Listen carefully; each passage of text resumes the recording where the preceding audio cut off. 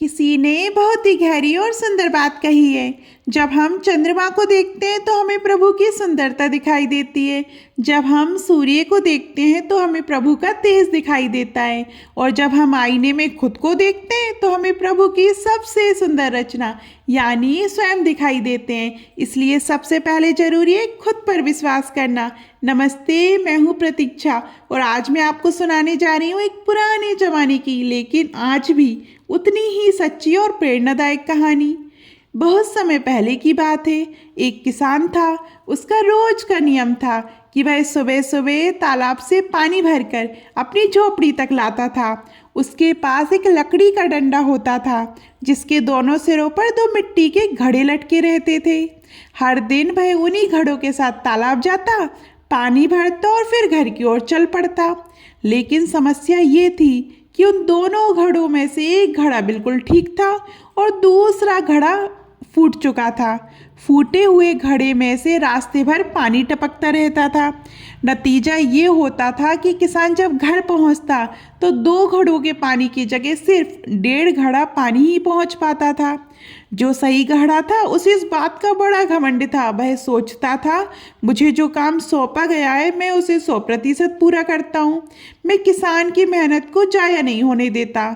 वहीं बार बार फूटे हुए घड़े को ताने मारता रहता था, तू किसी काम का नहीं है, तुझ में इतनी बड़ी कमी है, तेरे कारण किसान की मेहनत बेकार जाती है।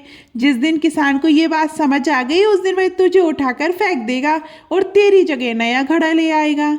इन बातों से फूटा घड़ा अंदर ही अंदर बहुत दुखी रहने लगा। वह हर दिन यही सोचता, बेचारा किसान इतनी मेहनत करता है और मेरी वजह से उसका पूरा पानी घर तक नहीं पहुंच पाता। मैं किस काम का हूँ, मैं तो बस एक बोझ हूँ। एक दिन उसका मन बिल्कुल टूट गया। उसने सोचा अब चुप रहना ठीक नहीं है, मुझे किसान से सच कह देना चाहिए। अगली सुबह उसने किसान से कहा, मालिक आप रोज इतनी मेहनत करते हैं, आप 2 घड़े पानी भरकर लाना चाहते हैं, लेकिन मेरी वजह से आप सिर्फ 1.5 घड़ा पानी ही घर पहुंच पाता है।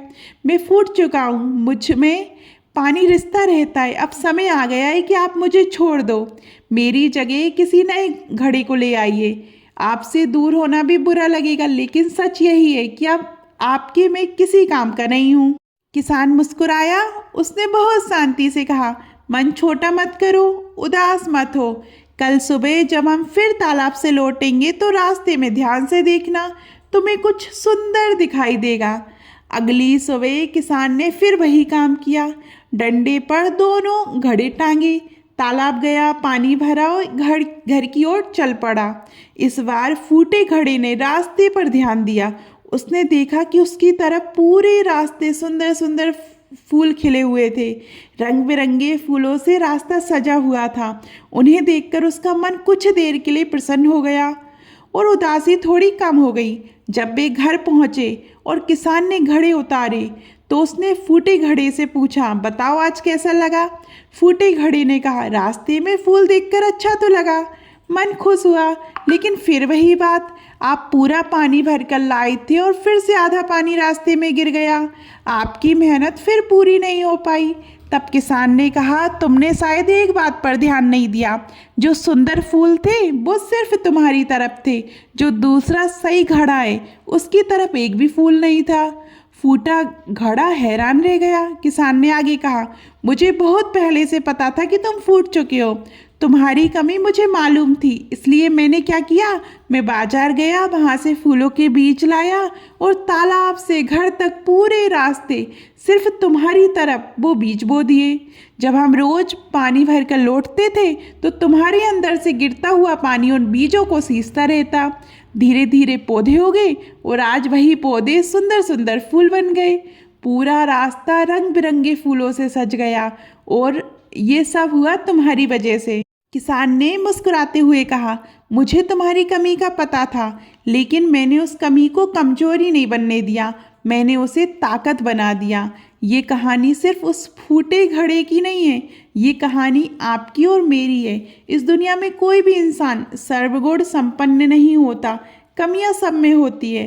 फ़र्क सिर्फ इतना होता है कि कुछ लोग अपनी कमियों को रोते हैं और कुछ लोग उन्हीं कमियों को अपनी ताकत बना लेते हैं। अगर आपके अंदर कोई कमी है तो उसे नकारिए मत, उसे स्वीकार कीजिए और उस पर काम करना शुरू कीजिए। खुद को जैसा है वैसा स्वीकार करना सीखिए और अपने जीवन को बेहतर बनाने पर ध्यान लगाइए। क्योंकि याद रखिए, अगर आपने कमी को सही दिशा दे दी तो फूटे घड़े की कीमत भी सही घड़े से कई गुना ज़्यादा हो सकती है।